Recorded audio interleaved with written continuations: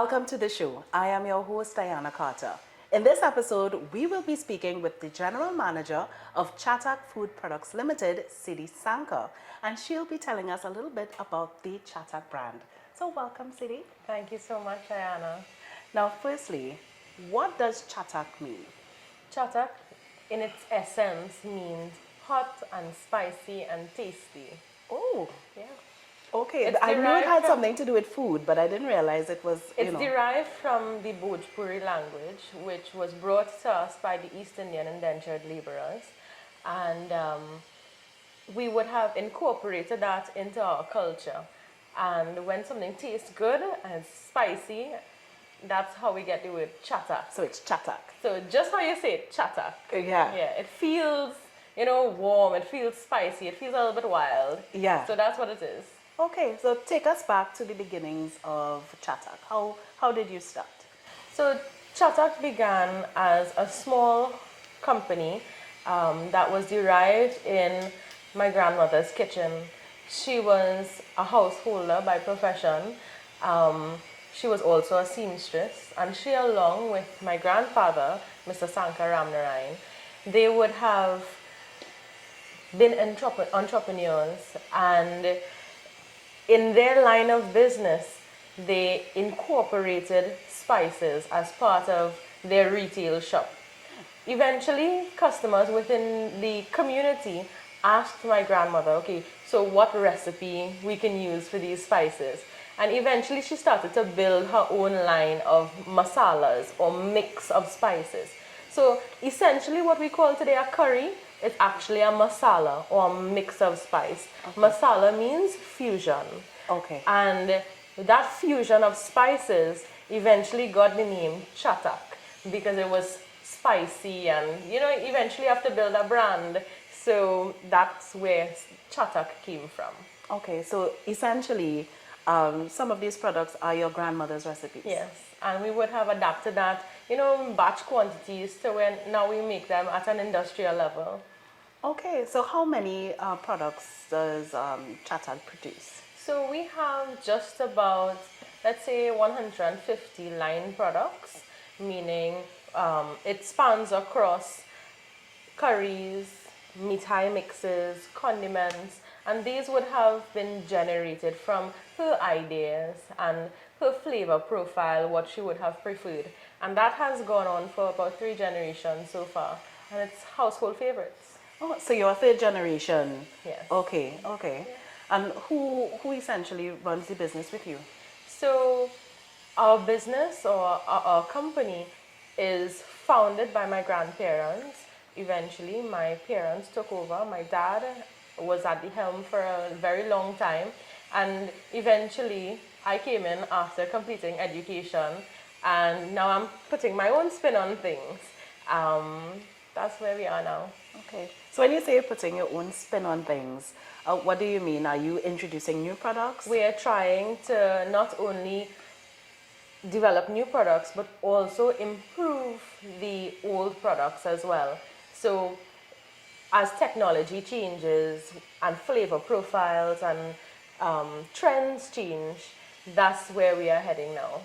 Okay, so could you tell us a little bit about some of the innovations that you would have included in the product So line? some of our latest innovations were the line of mithai mixes. These mithai mixes are no stranger to the common market now. It presents itself as a solution to the younger generation. In a post-pandemic society, we now have smaller households. And when my grandmother first developed these recipes, she would have developed these recipes for her shop. She would have learned these recipes from her grandparents and her parents. And those recipes were catering for large crowds at weddings and at prayer functions.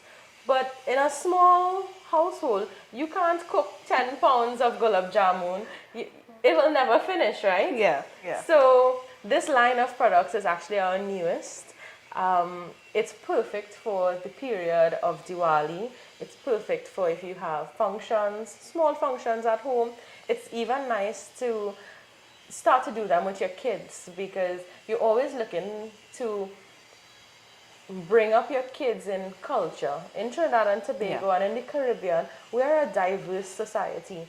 And we have to be able to build that tolerance in our kids. We teach them about Independence Day. We also teach them about Christmas and Diwali. Yes. It's part of our school curriculum. And in this way, just like how we make cakes for Christmas, you can now make mithai or sweets for Diwali. Yeah, I was just about to ask you about the word mithai. So it means sweets? Sweets. So the word mithai, essentially in the Indian culture, they refer to it as sweets. So Okay. it's any sweet item that is crafted as a dessert. Okay. So you started with gulab jamun, ladoo, and pira as part of the mithai line. So our first to join or to start the mithai line was actually the Ladoo mithai mix. Ladoo mithai mix was birthed from not being able to meet the demand for the finished Ladoo product. Traditionally, Ladoo is made by frying chickpea batter or split pea batter and then grinding that fried fritter product. After the grinding process, it's pretty tedious. Then you will now incorporate that with sugar water, simple sugar syrup. You incorporate other spices like elaichi and ginger, ghee, to make it all come together nicely. And we couldn't finish roll ladoos because you have only 2 hands, but you have 1,000 ladoos to make. So Ladoo mithai mix was thought of. So if we can't make the finished product, why don't we empower the society to help themselves? And that was an ingenious idea. I must give all credit to my mom for that. Oh, mommy came up with it. Okay. Because at the end of the day, customer satisfaction is our #1 priority. And food safety, quality assurance, these are things that we have at the forefront of our company. And once we can produce a product that will satisfy our customers' demand, that's the direction that we want to go. We want to present solutions all the time. Yeah, because I mean, I love gulab jamun, so I am absolutely happy, ecstatic that I can actually make this at home, especially for my children and my family. So traditionally, a Diwali spread for mithai would maybe take about 6 hours. Sometimes people start from the day before Diwali. With our mithai mix line, you can have 1, 2, 3 mithai prepared in just about an hour and a half. Wow. And that's with help. So if you don't have help, you might take a little bit longer, but you're going to get it done. Yeah, but I mean, you cut your process by the hardest part of the procedure is complete. Right. It's already there. Okay. Are there any plans to probably add to the line? We do have a couple in the pipeline. Oh, we can't say yet. Not really. A little hint? A little hint? Yes. So there's jalebi. Ooh. Jalebi is a crowd favorite. Yes. We have sweet rice and we have coconut barfi in the pipeline. All right. So we're looking out for that. So, yeah. Okay. And I mean, you also have your ready-to-eat line as well. Can you tell us a little bit about that? So our ready-to-eat line is kurma, for the mithai line at least. And kurma is a staple. People don't eat kurma only one time for the year. They eat kurma all year round. True, yes. And it's a tedious process. So over time we realized that with my background in food science, we were able to realize that even without having preservatives, we can still allow kurma to maintain a shelf life of a significant period. Yeah. And that's one of our best products right now. So you have 1, 2, 3, and then kurma is ready to eat 4. So you have a full Diwali spread for mithai already. All right. And what else? Well, I know you have the soya line as well. That's always a bestseller, or especially around Diwali. Tell us a little bit about that. So our family is a vegetarian family, and we have always been looking for alternatives.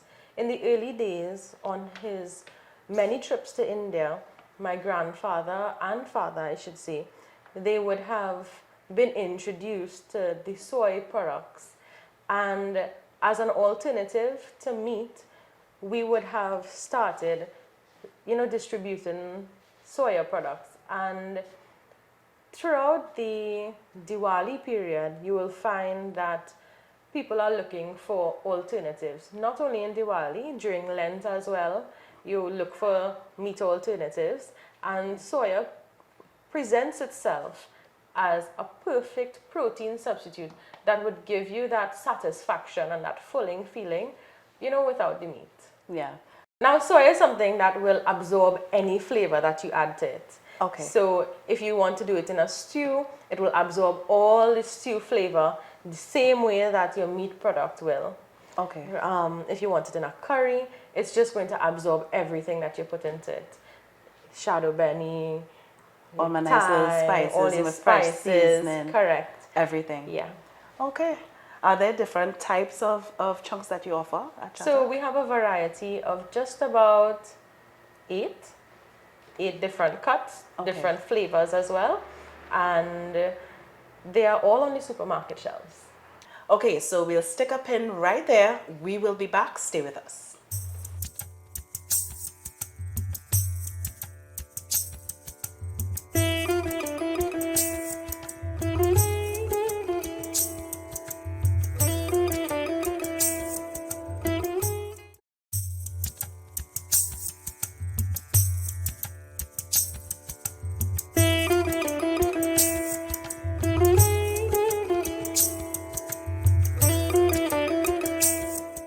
And welcome back. We're here with Ms. Siddhi Sankar. She's the General Manager of Chatak Food Products Ltd. And we're here talking about Chatak and the Chatak brand. And one of the aspects of the Chatak brand is the Chatak Kitchen.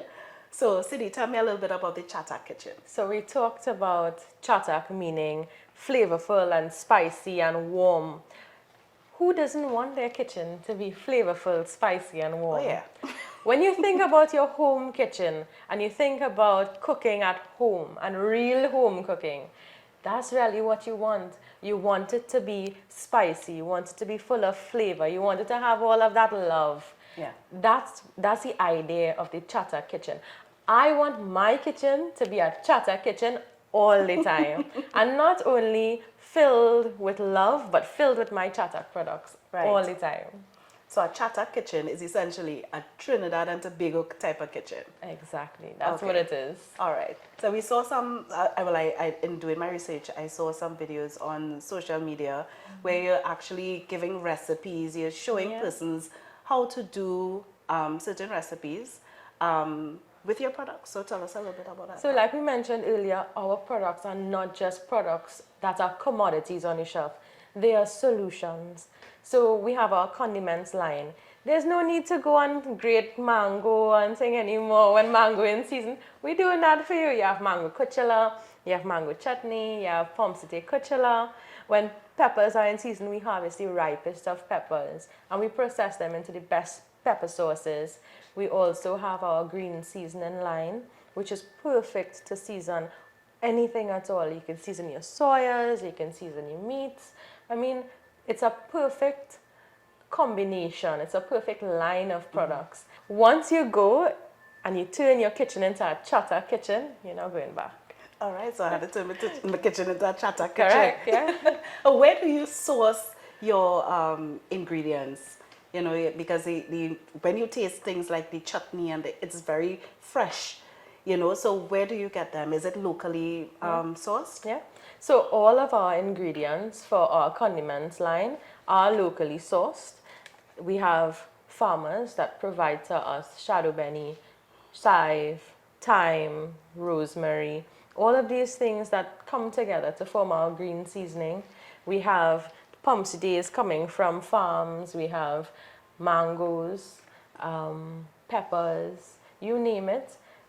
We are all about stimulating the economy. As manufacturers, it is our responsibility to stimulate our economy. It is our responsibility to make Trinidad and Tobago a better place. Yeah, and as we're talking about responsibility, Chatak is everywhere.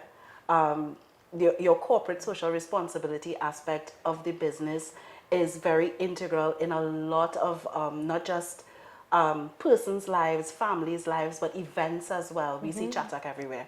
So tell us a little bit about why do you think that is important? So we pride ourselves in being a multicultural family. When we say multicultural, we are in everything. When you think about salt and you think about curry and spices, it's in everything. Yeah. So that's who we are. We love calypso. We love the bhajans at Diwali time. We love the curry. We love the stew. We're in everything. And we tend to take that to our people as well. We try to be giving to them. We try to say thank you in the humblest of ways. We pride ourselves in sharing that love all the time. Yeah. Now, you mentioned that your background is in foods.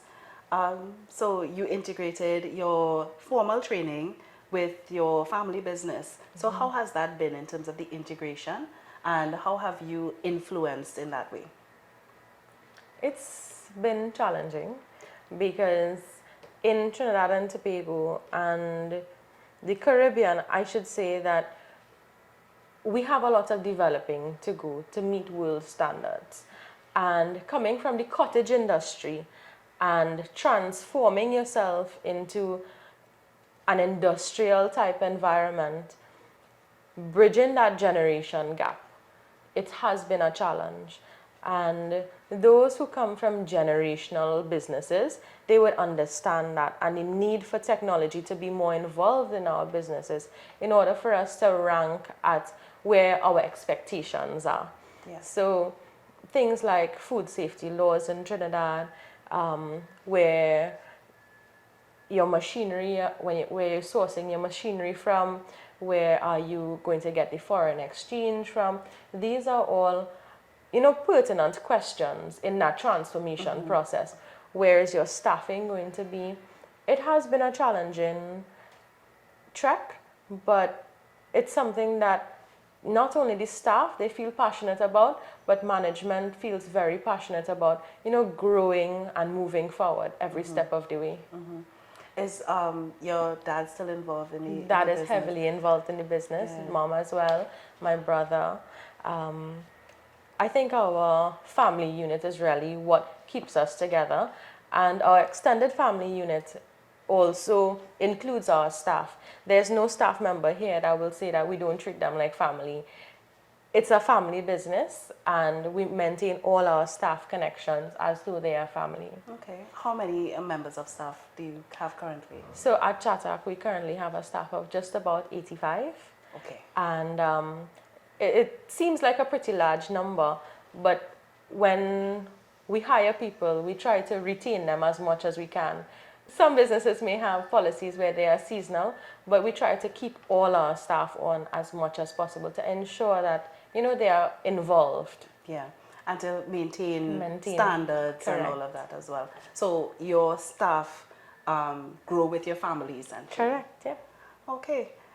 Now, my final question. You are a woman at the helm of a very successful company. I want you to tell other little girls, other young women, other heads of companies, entrepreneurs, tell them what it is like to be a woman at the head of a major company, and give them some advice into how they could really integrate themselves and become a pillar in their societies as well. I think you must be first and foremost rooted in humility. You must be first and foremost rooted in family, because family is the cornerstone to any society. And love starts at home. Love starts within yourself. And once you bring that into your education, your career, and into the society, it's going to shape everyone around you. And that's the direction in which we need. And that's the direction in which Trinidad and Tobago needs women to lead. And you will see that not only in myself, but you will see that in all women who are in leadership positions. And it's a very humbling experience to me. to be able to touch lives on a daily basis. Yeah, touch lives and bellies. You know, we're going down in there. You know, so Chatak is love, basically. Yeah. All right.